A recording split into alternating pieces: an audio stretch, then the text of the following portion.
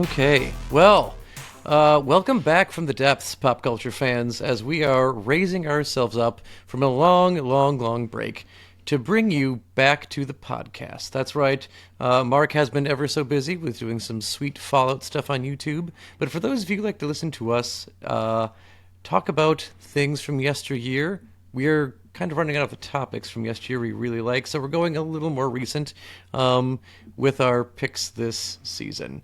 Welcome back to Digital Dissection, everyone. Happy you waited.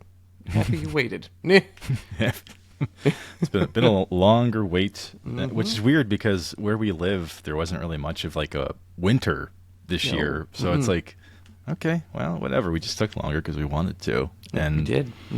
That's what keeps us in the game. It is this nice thing about us losing our producers between season 1 and season 2. That tight production schedule that they had us on, that's just gone. We come back when we feel like it. Before you jumped on, I was like going to go like, yep, we should just point to that producer that we know isn't there and see what they have to say. And But it is kind of fun that we've been doing this now for, this is now our fifth quote unquote season. And I know other folks will not take any time off, but man, I feel like that's the only reason. That's what keeps us young, Joe. It really does. The time to ourselves and our family is very much needed to keep the podcast feeling fresh. I think if we did this all the time and maybe only took like the short week or two break around the new year, like many podcasters do, we would have burnt out long ago. And while we are almost entering the fourth decade of our lives, we would appear much older than we are. That's for sure. I mean, I don't know how I could look much older at this point. Maybe a few more wrinkles, but whatever. Yeah. Which, speaking of old and veteran to the media realm, I am very excited to talk about the 35th film of one individual tonight. That's right. You might be thinking, what the hell are they talking about? 35 films. Fast and Furious has only gotten to 10 so far. We know that there's plenty of room left in that franchise to go. It's definitely not like gone too old yet. And last we checked, this show didn't talk about porn. So what has gotten 35 movies? Well, he may look old. He is very large. He's very in charge, and can be very grumpy when awakened. We are talking about Godzilla, King of the Monsters, this time around. Specifically, 2019. And not Godzilla, King of the Monsters, which was the American adaptation of Gojira years ago in the I think Godzilla, King of the Monsters came out in the 60s. And is just a very much bastardized version of what they had in Japan. Yes. I noticed there was like no discussion about whether or not we should cover this one, because it's like, wait, large monsters? Yep, Joe's in. The only way for Joe to be more in is if there was like large robotic things fighting the monsters. I can only be so erect, Mark. Let's slow down. If you throw in a mech into the situation, maybe 5 or 6 teenagers with attitudes, done, sold, in. Yeah. It's kind of interesting how this movie is an adaptation that's not living within Japan, as so many of the previous Godzilla movies were. And I'm not going to claim that I'm like a massive Gojira fan, as half Asian as I am, but it is fully brought over. That's what this whole new MonsterVerse was supposed to do. Let's bring this thing to Hollywood. Let's make it sexy, make it a little more sleek. Maybe a little less campy. I don't know. Yeah, I think sleek may not be the answer for this adaptation of Goji, as the online community doesn't enjoy to call the King of the Monsters themselves, because the legendary Godzilla is kind of, he's large and in charge. He's a little portly, although he can run, as we see in future films, run very much, which is interesting. But because if you recall, over previous Godzilla episodes that we have done, there was an attempt by Americans to make him sleek and make him sexy, and the answer was an irradiated iguana that we are still not over, and probably should not have brought up. I mentally blocked that one out. Yes, I blocked out the Matthew Broderick Godzilla that we unfortunately covered last year. Man, I was so bored that afternoon. I was so hopelessly bored. And as awful. I do like to give that film a little bit of credit because they did try doing a lot of like traditional Godzilla tropes within the movie. It just didn't work when Godzilla was a very much you took the god out of Zilla and it was just a big iguana who could be killed by conventional like weapons. It's like it's not really a threat then. The only thing is like the heat-seeking things don't lock onto him because he's cold as the buildings around him. That only goes so far, guys. Doesn't work. Well, let's return to our roots a little bit here. We're not going to go as far back as talking about inflation as much as we love to do that because that was like a cornerstone of our original movie reviews. We're not doing it this time. We're going to go the quick and dirty on this. This was directed by Michael Dougherty. If those of you who are listening at home, I'm assuming. He was the writer and director of X2, which some people believe was the best X-Men movie of its time, as well as Joe, one of your favorites here, Superman Returns. I mean, I feel like got some chops. Got some chops, Joe. I feel like that movie gets way more rap than it deserves, man. Like it is not a bad movie. The only thing you could probably say is it was too much of an homage to Richard Donner's Superman. But even then, I don't think it's a bad thing. But I digress. Another time and place. Here we go. It is what it is. This guy also did Trick or Treat, which is a fun little movie. Which at first, if you don't realize that it's fun in that like it seems like it's an anthology, but then all the stories end up twisting and coming together in the end. I thought Trick or Treat was a fun ride in 2009. And which, to be honest with you, I have to say that his writing style, especially within the Godzilla movie here, I mean, I actually think that it is fun. It's not a movie where you're necessarily going to have to think too hard. You're not going to be going through any Christopher Nolan style thinking processes here. But this movie was fun, and we're not quite there yet. But this is not the final Godzilla film in the franchise. There's still some more work to do. Yeah. So Dougherty actually stayed on to write the sequel Godzilla vs. Kong as well. So if you like this one, after we talk about it, there's more. Just like a good Billy Mays commercial. But yeah, either way though, this is the third of 5 films in the MonsterVerse, as we mentioned, which does include King Kong, Godzilla, and several characters that were owned by Toho Company Limited, which, as we mentioned, is the Japanese entertainment company that created Gojira and the original films. And I have to applaud them for holding on this long. Yeah, this is the thing where I think if we take a look specifically at like the Legendary's MonsterVerse that they've created, and kind of like where they started to where they are now is an interesting reflection of the past 35 Godzilla movies that were out there. Because when you look at where it started in 2014 with just Godzilla, you had one of the biggest criticisms of that movie was that Godzilla was barely in the movie. He was on screen for 8 minutes in that first movie. Total 8 minutes. But, bang in 8 minutes where he was there. Like, when he was there, he had you, which was pretty fun. And when you see that movie, it is very reminiscent of, like, the attempts made by Gojira in the first of the Showa-era movies from Godzilla, where Godzilla himself is this greater commentary on something. In the original Gojira movie, it was the proliferation of nuclear weapons and what this means for the world. And then, of course, the idea of what it's done to Japan, as obviously is the only country who's had an atomic weapon dropped on them. Even the skin of the original monster is meant to mimic or look like the burns of the victims from Hiroshima and Nagasaki from the bombings in World War II. And then, of course, he's this big green monster coming from the west. There's lots of commentary that that Honda's trying to make in that first movie, and I believe you get some things like that coming back in this movie. But instead of looking as Godzilla as this commentary of, the West on Japan, you get a lot more of Godzilla is a force of nature in 2014, which is something that comes up in the Heisei era quite frequently of the Godzilla movies, which, for those of you who are unaware, the Showa era is from the 50s through the 70s, and then the Heisei era fires up in the late 80s through the 90s, where you get very different storylines, with the only thing that is the same between the two is that the first Godzilla movie takes place. Because, where Mark says he's not a fan, this guy, big fan. So we really see the 2014 Godzilla looking at this idea that he's a force of nature, that he's a necessary part of the planet.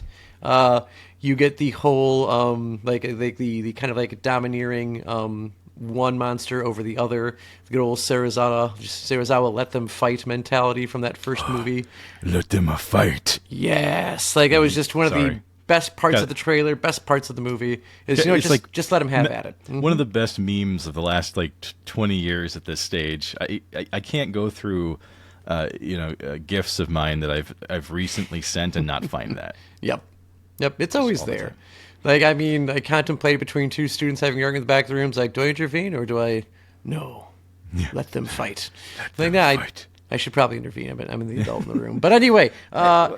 Well, now, I can appreciate the older eras of Gojira films, mostly because, Joe, there's a guy in those suits. And, love the guy in the suit. I mean, they really seal in the flavor, so I imagine that's some tough work. So at least you can appreciate it for that. But this film, what I like about it right away is that we do start to see the repercussions of the discovery of the Titans, these massive creatures that Gojira and King Kong, and they all kind of slot into. And there's actually, there's things that have happened because of them. Like there's this organization that characters belong to here that called Monarch, right? They're like this worldwide net that's trying to keep these Titans in check, and they've got all kinds of fancy technology they're doing it with. And so there's a response to them, and there are people who have some very real pain because of these monsters. And so I do appreciate how we're in this world now. We've got a couple movies under our belt, and now we're finally starting to see what the actual effects are on these people, on the humans. Yes. And that's something that, like, again, for the critics of the 2014 movie of, like, you really only see Godzilla for such a period of time, that's one thing that I think this movie does so well that movie tried to do, but, again, just, I guess, in the minds of some fell short, is that good kaiju movies are always humans dealing with the kaiju. If it is just a monster mashup, it starts to become kind of silly and overly campy, right? Because we lose that human connection to the movie when it's just monsters brawling with each other the whole time, which is something we could circle back to later. But imagine this, Joe. Imagine you see a couple of bucks fighting each other on the side of the road. You pull over and you look at it, and at first it's like, yeah, okay, this is interesting. But if you're that guy who's been there for 15, 20, 30 minutes, people start asking questions about you. Yeah, it's like, what, don't you work? You got a family or something? Like, what are you doing here? Yeah, if we just had like a continuous single shot of Titans fighting each other, the executives are going to start asking, like, you want to try something else? It's like, no, we're just going to let this play out. Yep. Yeah, like don't pause on it too long. I think it's actually a good idea to not have too much of this. And we've talked about this concept before in other movies where we're not focusing on a villain too long, right? We're not focusing on like the twist of somebody evil. It's like no. You show less of that, and then that way you have more chance to actually explain their motivations through other things. And I obviously that's not like the exact thing that happens here, but I think the balance is good between massive, earth-moving creatures and little tiny people. I do think it's good. Yeah, absolutely. You get this basically the story of a family caught up in the middle of everything, right? You see that they were involved in the first movie. That obviously they weren't in the first movie. They were living in the area where Godzilla was in San Francisco, and they are like living with their life after that incident, and how it's splintered their family. And it is really that just blown into this larger proportion of now monsters are getting involved. And we do see like kind of like the best of the best. The heavy hitters in the old Toho like dictionary of monsters come to the forefront in this movie because, of course, you have Godzilla. Rodan shows up in this movie. Mothra is in this movie. And then, of course, Godzilla's pretty much biggest rival of all time, who tends to always be the one that looks like if anyone's actually going to ever kill Godzilla, it's this guy, the one, the only, the King Ghidorah, shows up in this one. Yeah, which I thought was interesting, too. And now, this doesn't ruin it for anything, but you do see a lot of supporting imagery of other Titans, and some of them we don't know anything about. There's images of them on screens, and so there's a lot more going on there. But we do have like giant spiders. We've got Methuselah showing up. It's like it's like the world on its back, mythology type of thing. And then we've just got more of the Mutos, the massive unidentified terrestrial organisms that show up, and those were foreshadowed within the 2014 movie, and you start to see. I think Godzilla already fought two other ones. He did by the time we get here. So it's fun. They are connecting things, and with this, so the Russell family is who Joe is mentioning here, who's comprised of Vera Farmiga, Millie Bobby Brown, and Kyle Chandler, who has perpetually looked like he's in his late 40s his entire life. Yeah, how he pulls it off. It's insane.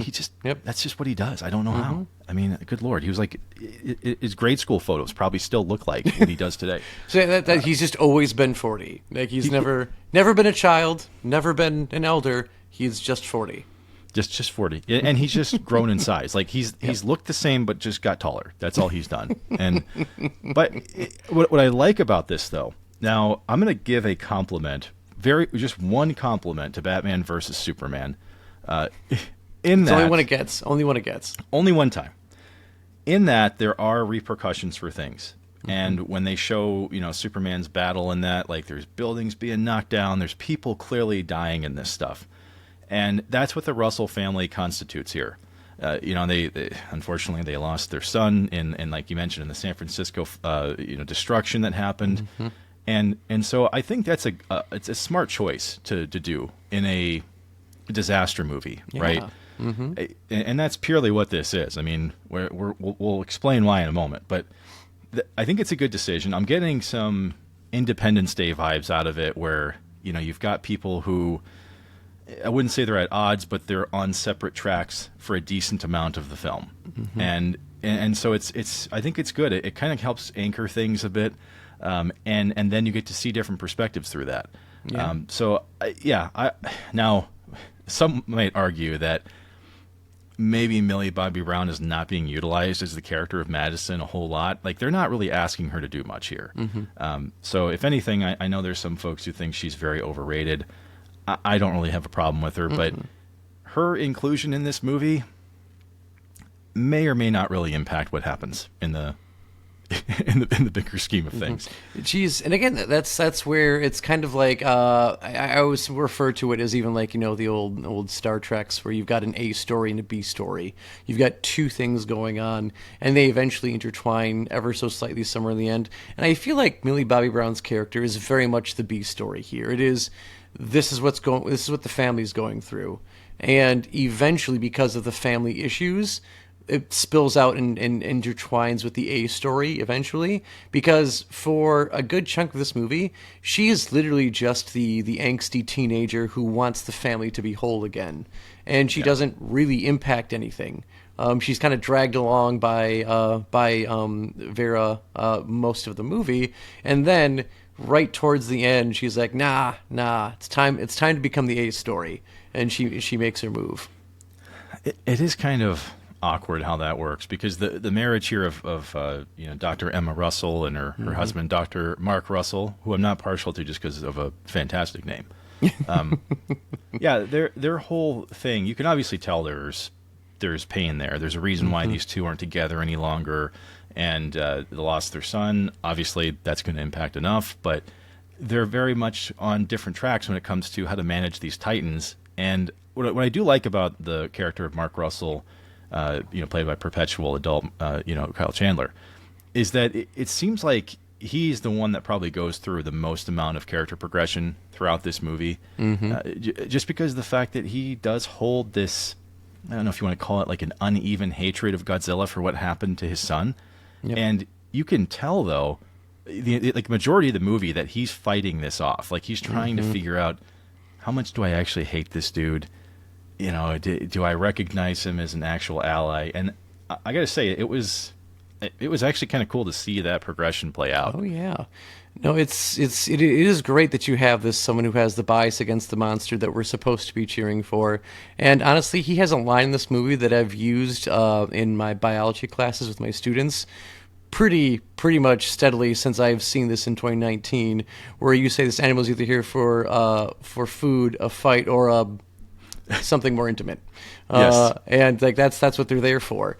So it is great to have that perspective over, because literally kind of like overwhelmingly everyone is supportive of Godzilla in this movie. You have Dr. Ishiro Serizawa, played by the great Ken Watanabe. I'm sorry, because Watanabe, that's not a thing. I've always called him like Watanabe, you know, Yep, or yep. what was it? Watanabe. Watanabe, I think is how I pronounced it the last time. Okay. Yeah, Watanabe, either way. I think he appreciates us going through those progressions either way. Yes, I think the buildup of the attempt to get the Japanese language correct, I feel he would appreciate. But yes, Ken Watanabe is how I think that's right. He is, of course, Godzilla's biggest supporter in this movie, which is the interesting part in that he's still carrying around his, I believe it's his grandfather's watch that stopped. Yeah, he's had when that watch the for bombs dropped. Yeah, which is kind of cool. I've always loved that the character because of that. Like, he obviously his family comes from some tragedy, and he's been through it a lot, and he seems to be like the most grounded person out of all the Monarch folks and just all the people who are trying to deal with this. And yeah, he has a sense of compassion for Godzilla that's not exactly matched, and he's not pushing it on anybody else. That's the other part. I thought that was kind of cool because of the conflict between him and Mark. You know, like, clearly he could just be spending his time trying to convince him that Godzilla is cool and all fine and everything. But he doesn't do that. He kind of lets the interactions speak for themselves, and that's what proves his point. And sorry, I don't know why I'm so attached to that narrative, but man, it's like the best kind of parenting.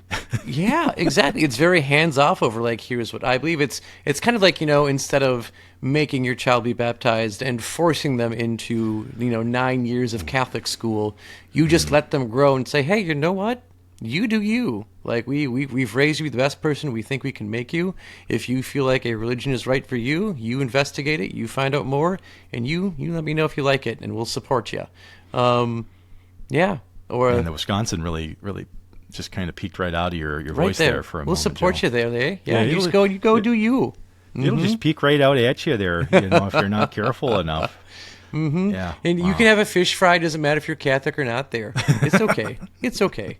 We all do it. We all do it. Geez. Oh, man. Oh, good Lord there, no. Yeah, see, folks, I think if you, depending on how long you've listened to us, you know this happens. This should not be a surprise, but... It's like a slide. We just get there. Seriously. Yeah, just we accidentally end up in it. Just like how you thought you were going to end up in quicksand when you were younger. We thought that we would not be doing this, but suddenly we got Midwestern Yooper voice almost every season. Right there. Yep. It's inevitable. Which, speaking of, like, though, like, looking at our great storylines, I think it's probably best we investigate the A storyline in this movie, which is, of course, the interactions with the monsters. And as far as, like, what the driving part of that storyline is, would have to be with, like, people dealing with the fact that Godzilla is here. He's not the only one here. And how do we manage our interactions with these large, insanely strong animals? And part of that is through the research that Dr. Mark Russell and Dr. Emma Russell have, is that they have created something called the Orca. And it is something that is going to put out ultrasonic high-pitched communication waves where they can basically merge and manipulate the waves to sound like whatever they want. They are in search of what is called, they're calling the alpha wave, something that will set out a transmission to any of the Titans that says, hey, I'm the one in charge. This is my machine. I'll let you know when I'm done and you can use it. But it ain't until I'm finished with it. I don't think you have to play a wavelength. You just play DMX. And as soon as they hear where to hood at, I mean, Mothra is just going to be like, you know what? Yep, that's you. Yep. I'll come back later. Yep, All right. totally fine. Yep. Yep. So, and of course, when you have a world filled with very large animals and humans trying to find ways to interact with them, or at least, I guess, figure out how to survive with them, you're gonna have someone on the opposite end of the spectrum who is basically this version's of a militarized PETA, and that is one Charles Dance playing Colonel Alan Jonah, who is the environmentalist extraordinaire who wants the Titans to basically just get rid of the humans because, humans suck. Yeah, but he's also... It seems like he can't get away from playing Tywin Lannister, and here he is being an asshole yet again. I mean, he's just this viciously evil man. And I believe he's like former MI6 as well, according to the lore. Like, he was in the spy games before he was chasing, 500-foot tall monsters. And I got to say, it's very jarring at first. I'll give them that. Like he just shows up and suddenly he just starts putting new holes in a bunch of monarch scientists, and it's like they're not really that militant. I don't think you have to worry about the scientists so much. No. But the dude's like blowing up the door to get in there. It's like, I'm pretty sure you didn't need to do that. You could have knocked. You've been fine. Seriously, you probably could have brought small caliber weaponry, and you would have done the same amount getting in there. Oh, absolutely. Yeah. I mean, there's like an unceremonious killing of one scientist who's clearly surrendering, and he's just like, nah, it doesn't matter. No. Yeah, he's coming right for us. Literally, he did. just 86 is these guys, but you have to have some stakes, and what better way than to make an eco-terrorist that frankly doesn't need to explain a whole lot. Right away, he's not really giving large amounts of exposition. There's kind of a mystery to it. And I got to say, it's probably, when it develops, it's not quite the strongest rationale that ever happened, because you do find out that Emma Russell she's not fighting for good. She's actually trying to, I don't know, end humanity in a way. Yeah, a little bit. And it was very bizarre. Joe, frankly, when she explains herself and why she's doing it, I almost feel like the dialogue didn't do a lot of work for her. She almost was... It's like she's not really sure where she's going to end up when she starts talking about this. No, it's very much... if I have to bring in some other outside reference, and for the three people listening to this who watch Gundam, there is, of course, a movie where probably the most favorite villain of all time, Char Aznable, is going to drop a meteor onto the planet. And of course, he's justifying saying, "He's like, no, I don't hate the Earth. I just want to give it a nice long rest for a while." And then, of course, the antagonist is like, "It's gonna kill everyone. No one will live when you drop that. How can you possibly consider yourself a hero when you're going to wipe a planet of its people just so you can help the planet? Like, that doesn't make sense at all. The people are just as much a part of the planet as any other part is. It's about harmony, which is, I think, what you have the better part of this movie, or the protagonist of the movie trying to argue, is that humans are a part of this, and we need to find a way to interact with each other. And, in Serizawa's case, we could just be their pets. It would be fine. That's one suggestion. Less responsibility, totally get that. Maybe less bills, I don't know. But when you start to talk about the rationale behind what it is that the Titans do, I mean, the eco-terrorists think that it's like, yep, they show up, they destroy things, and suddenly we have plants again. Because the radiation equals plants. And that, for me, I was like, yeah, I don't know if that's quite... I don't think it's how it works, no. Yeah, that's not quite good enough to kill billions of people, but... Yeah, maybe it's like, sit down with Thanos and be like, hey, how about we just use the stones to make renewable resources? Yeah, things that just, help the population as opposed to just culling it would probably be nice. But that being said, I don't know, I feel like that's the only real flaw in this movie, is just that, we see Emma as this, I don't know, it's hard to even call that a flaw, right? Because clearly we're not meant to hate her. we're meant to hate the decisions she's making, and I think they do that well by making it like very obvious you have a huge, huge hole in her argument as to why she's doing this. And I think you see that weighs on her, and she realizes it, but she feels like she's kind of, she's in too deep, and she's in too deep, and this is just where she has to go now. Why don't we just call this what it is, which is the part of the episode where we talk about what doesn't work in this movie. And when we talked about how she delivers it, Joe, maybe it was deliberate to make her almost seem like her words are shaky with it. Yeah. To your point, because, maybe she doesn't fully believe it. And, I mean, this movie is already 6 years old. We're not going to be like, spoiler alert. Yep. She does abandon her own logic after a bit, because even she realizes, you know what?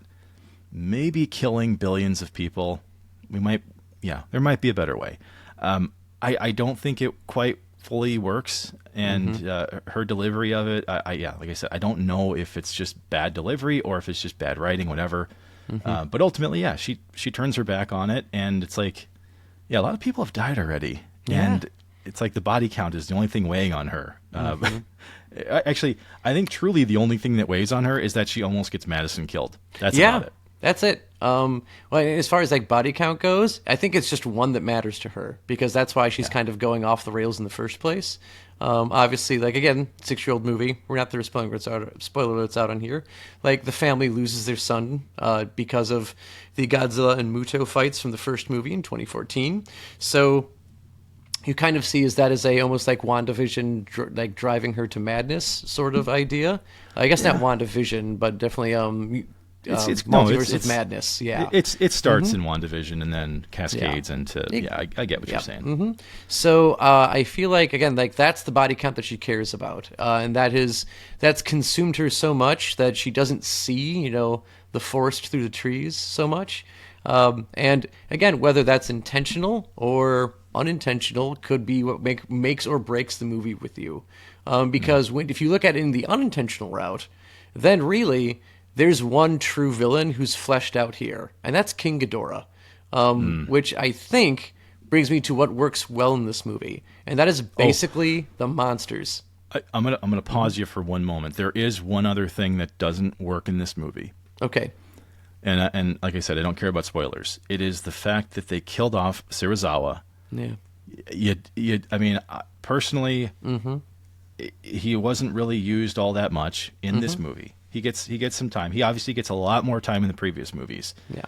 But the idea of killing Godzilla with a bomb and then reviving Godzilla with a bomb, and for some reason Serizawa has to be the only person who can go deliver it. It's like you could have found some recruit who's like, an orphan and doesn't have a next of kin. Just send him down there. Yep. I don't think you have to have Serizawa do that, and it just didn't sit well with me. I was like, the whole time I'm like, why is he go? He doesn't need to die. No. Doesn't have to happen. No, it doesn't. And I don't know if this is like an actor's choice. Like, no, I just want to do 2 of these, and I think I want to be out. That's all I want to do. Or if it's, and then this is just the the in-universe explanation as to why Serizawa has to go. Or if it's, again, part of what these movies try and do, especially in these first 2, is like the small homages they try to do to the original movies. Because for those of you who watch the original Gojira would know that Serizawa was the name of the scientist who made the oxygen destroyer that kills Godzilla in the original movie in the 1960s. So when you have that as in the thing of like, well, maybe this character needs to remain tragic, and that he is the one who, because even in the original movie, you see Serizawa makes this grand weapon, and he struggles with the use of it, and he doesn't want to see it used after he sees exactly what it can do. But when they say that this is the only way, he wants to be the one to use the weapon. He doesn't want that to be anyone else. He also wants to make sure that no one else uses the weapon ever again. So Serizawa sacrifices himself with the use of the weapon when it happens. And I think that's kind of what they were trying to do. But again, that's a little bit of deep lore, where that if you're not a fan of the original movie, you're not going to recognize that. You're not going to see it as something that's happening. So, yeah. But in this scenario, it feels like it's displaced, even if it's a reference.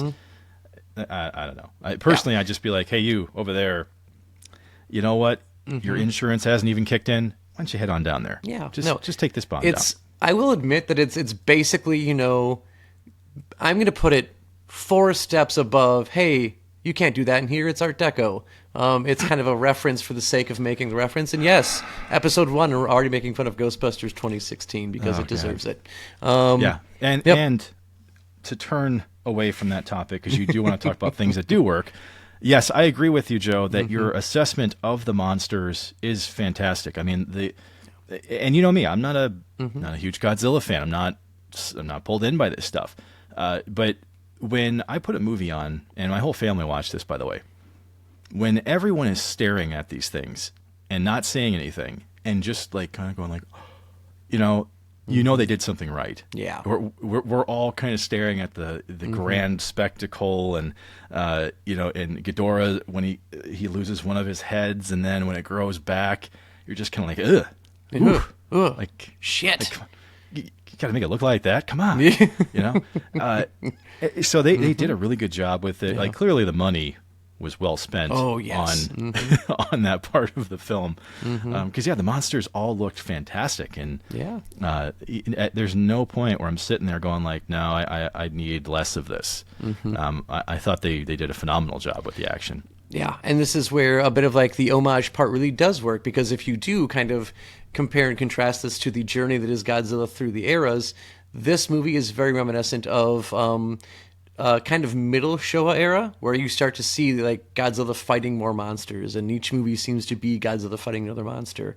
And eventually the Showa era ends in kind of this like, okay, like it's just Godzilla fighting monsters, and he's a savior to the children, or friend of the children, which again is also kind of a thing in this with Millie Bobby Brown, the character, like being a fan of Godzilla. It's very loose. In the following movies, it's much more apparent that Godzilla is a friend of the children.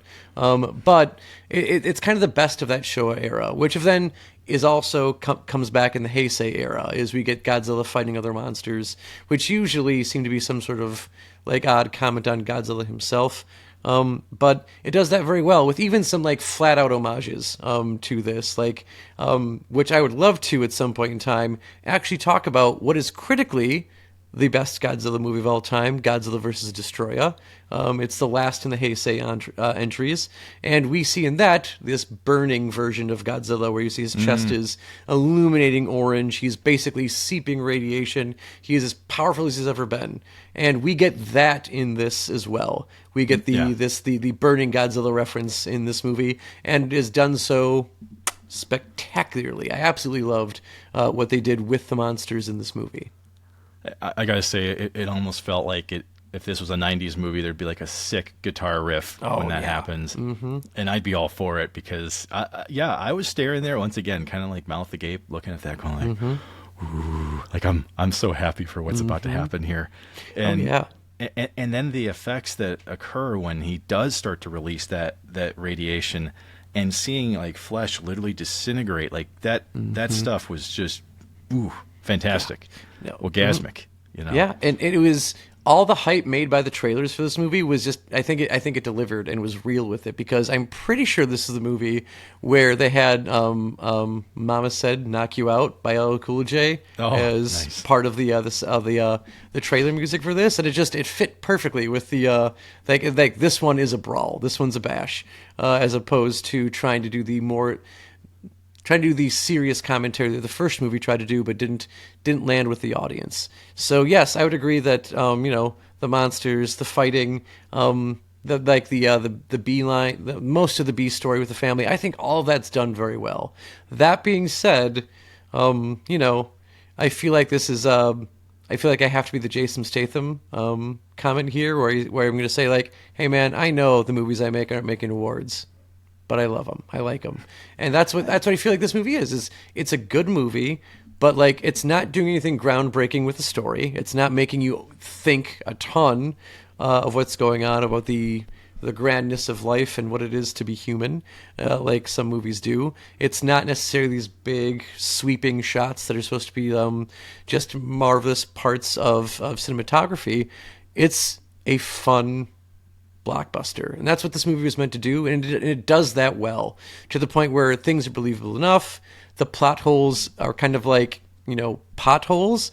You'll stumble over them, you'll swear at them in the moment, but then you get over them really quick and you just keep on driving.